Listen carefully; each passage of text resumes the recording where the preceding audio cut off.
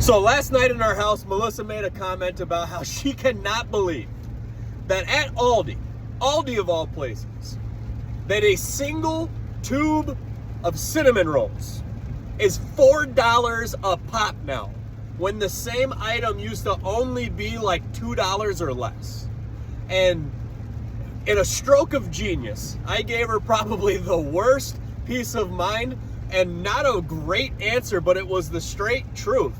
Melissa, everything costs more right now, and it's about to get a lot worse.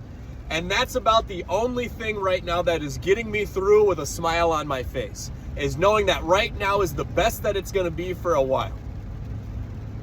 I want to dive into that a little bit more, because I guarantee you, the clouds that are forming on the horizon, the storm that we know is coming, the one that the news is literally telling us is not really there, or at least the administration is telling us isn't going to be as bad as it really is. When it comes to a recession, it is going to be in 2023. It will. You can put this down. Take out a pen and write it down. 2023 will be the single biggest opportunity in our lifetimes to grow, to build, to connect, to form relationships that maybe do not exist to the level that they will be. But if you were to look at any successful person right now, anyone you look up to, any coach that you may have, any business owner, any person of merit or great leader, I promise you, if you were to look at the seed of the roots of the tree that they are right now, it was planted in 2008. Hell, I can think of how many times I made the exact comments from like a real estate investing standpoint at 18 years old, 20 years old, 25, about how so many people can't wait until the next big recession like 2008, because that's where the true magic happens. And that's where you'll literally see, you're going to see the rich and successful get more rich and successful.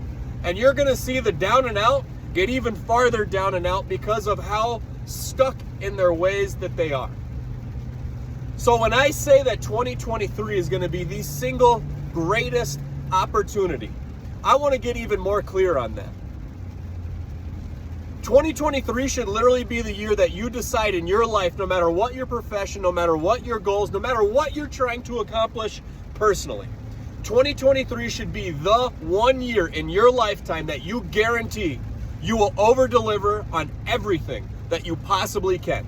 Because while the world is freaking out and showing their fear over what's going to happen to all of us, if you can just hold yourself together long enough to stand up and keep walking the path that you're on, you will immediately separate yourself from everyone else.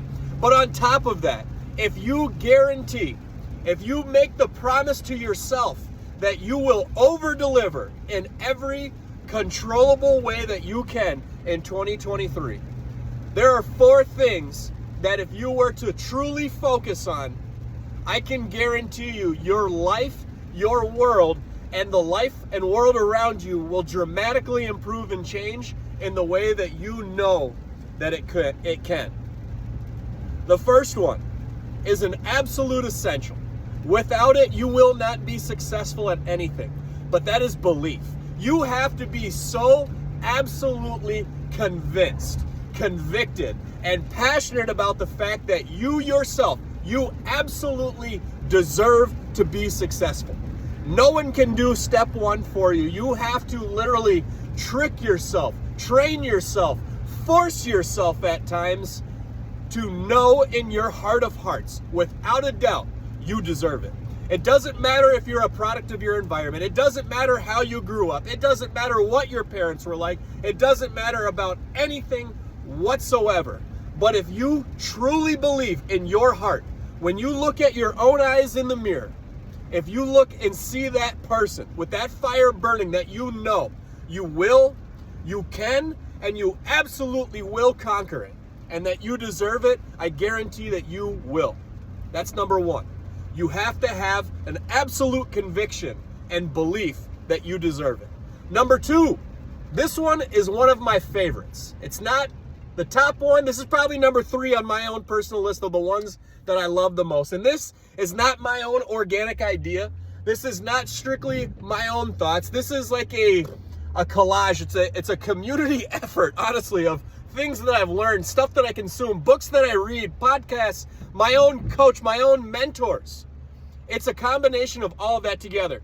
But let's summarize again. Number one, you have to have an absolute belief and conviction that you deserve the success that you are going to attain. Number two, one of my favorites. This one, you have to be able to have a healthy relationship with fear. Everyone will sit there and tell you about how you can't have fear. You have to have this overinflated ego. You need to go into things blind. You have to have this strange, unrecognizable, relationship. It's one that you don't talk about. It's one that not enough people talk about. But what exactly does having a healthy relationship with fear even mean? We all experience it. We all have been through it. We've all dealt with it. We all feel it. But very few of us acknowledge it. I mean, it's hard to put it completely into words on what having a healthy relationship with fear is. But I will tell you right now, without a doubt, every single day of my life, when I wake up, at some point, fear will strike me in some way. Whether it's a fear for my own life as I'm working with an animal, whether it's a fear about financially, what are we about to experience with the economy? How are we going to make ends meet? How are we going to be able to raise our kids in this cultural, social, and political chaotic atmosphere? There's fear in every possible thing that we do and every aspect. Hell, picking up your phone if you're in a sales position to make a cold call.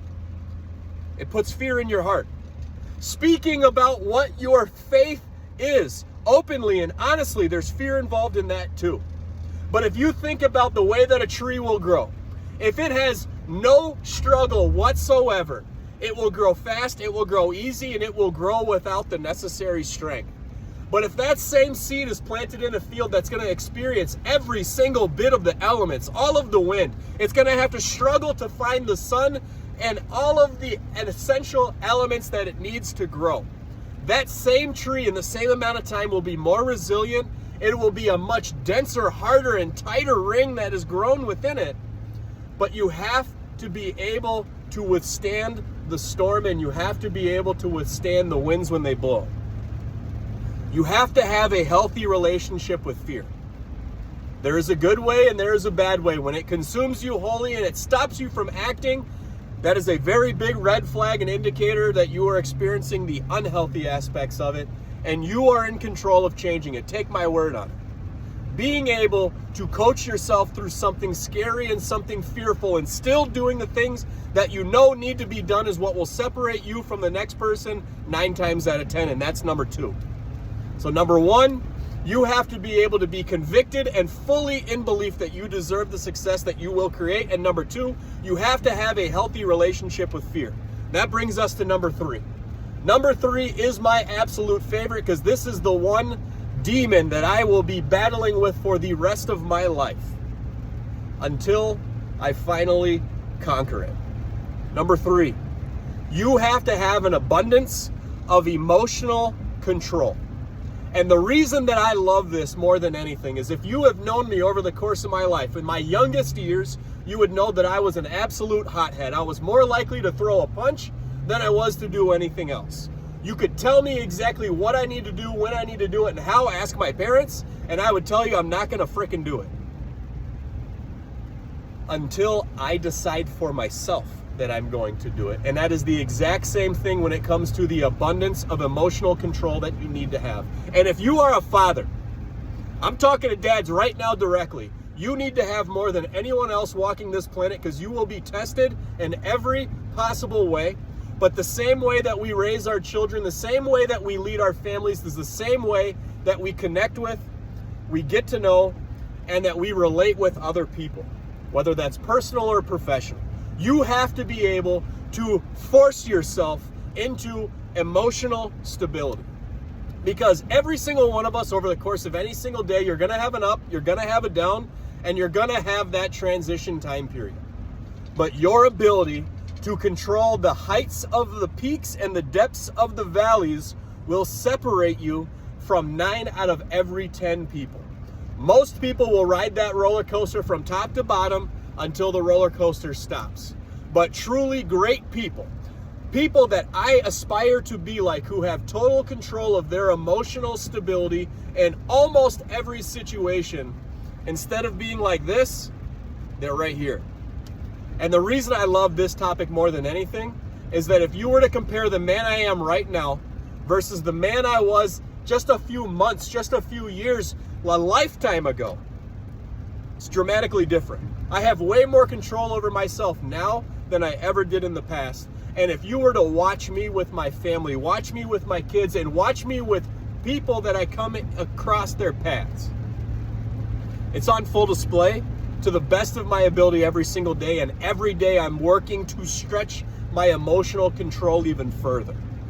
Because if everything around you is going to be chaotic and everything around you is going to be up and down and sideways, or this economic storm where literally the sky could be falling at some point in time, imagine being able to be that rock for that person.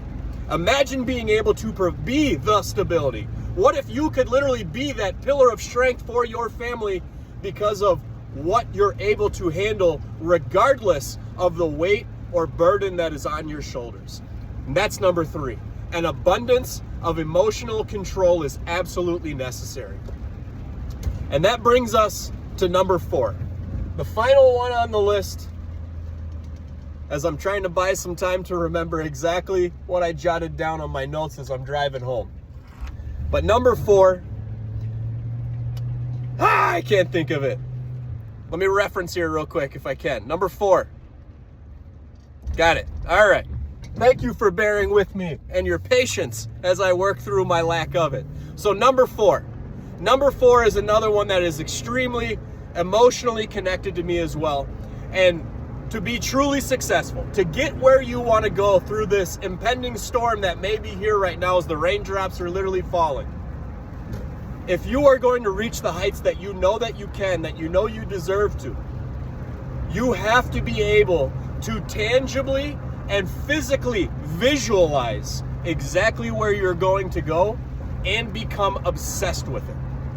And I stress the obsession because throughout my life, again, lifelong story on a 15-minute video here, I have never had a hard time with setting ambitious goals. I've never had a hard time when it comes to doing what it takes, of putting in the work, of struggling through the difficulties of achieving it.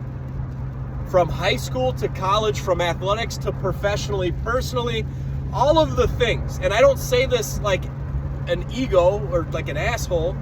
I'm literally saying this from experience. Every single major goal that I've set out to accomplish, Division I athlete, College World Series, starting my own business, making profit in the first year, shutting down my own business to take care of our growing family, and then slowly becoming the father and farmer and person that I wanted to be, and then even being able to completely change industries, start fresh, and do it freaking well.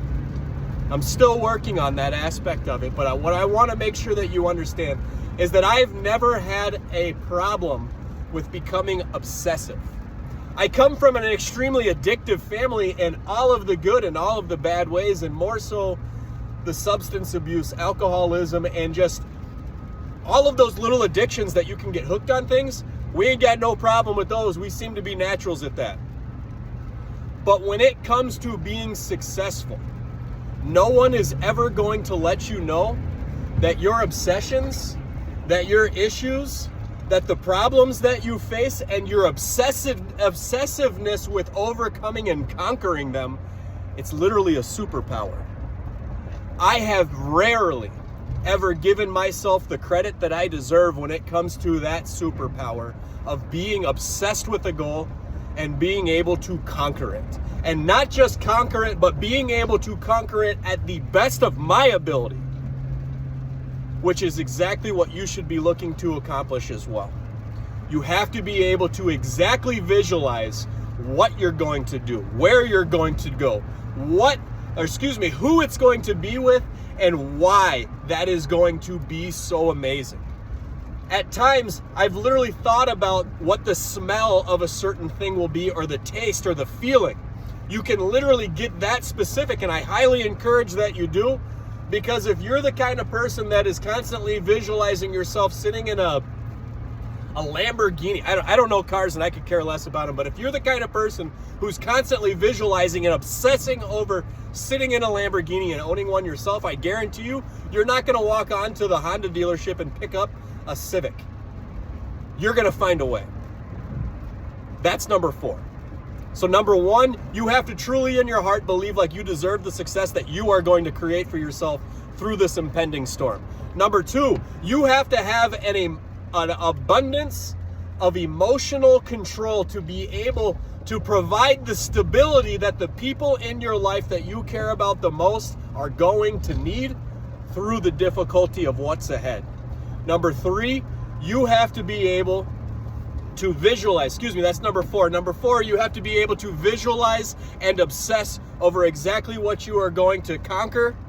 And number 3 that I missed, you have to be able to have backing it up again. You have to have a healthy relationship with fear. Number 1, you have to be able to convince yourself that you deserve the success. Number 2, you have to have a healthy relationship with fear. Number 3, you have to be able to provide an emotional consistency and stability. And number 4, you have to be an absolutely incredible visualizer and obsessive nature on conquering your goals. If you can do those 4 simple things, simple, just not easy. If you can do those, I can guarantee you, it won't matter how much a cinnamon roll costs. It won't matter how much the gas at the pump costs. It won't matter, because you will be laying the bricks. You will literally be fortifying the foundation right now that tomorrow you're going to build a house on. I encourage you to think deeper. I encourage you to try those things out. I encourage you to literally jot these 4 things down that I've repeated 1,000,000 times and I've messed up 500,000 times. Write them down. Think about them. Try and find more evidence. Try and find even more ammo for that. And I promise you, if you can take this message, apply it to your mess that you've got going on right now, you'll probably make some magic happen. Have a good day.